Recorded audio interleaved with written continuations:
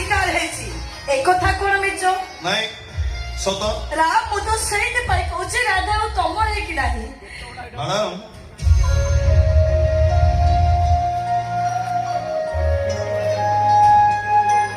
सेदिन राधा ठाकुराणी कान्हार बंशी सुर पागली ही जमुना कूल नाचुले ए दुनिया ताको बार कथा कहूला हेले कान्हा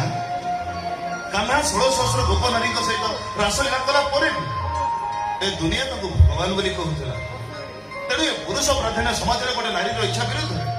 ताको विवस्त्र कर चरित्र में कलंक लगे चेष्टा कले सी के कलंकिनी ही जाए से कथा तमे कहि पारो हेले समाज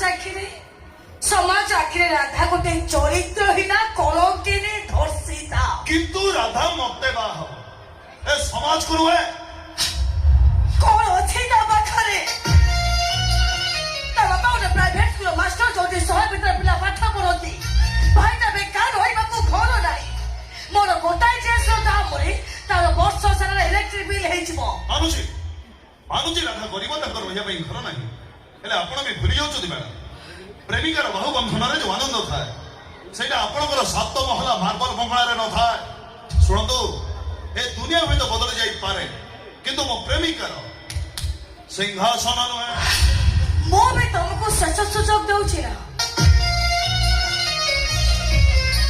तमे मते ग्रहण करिनियो भल रे रहिबो ए दुनिया रो सब खुशी मु तम बात तलो जाइते तमे मते सुजोग देई देखो राम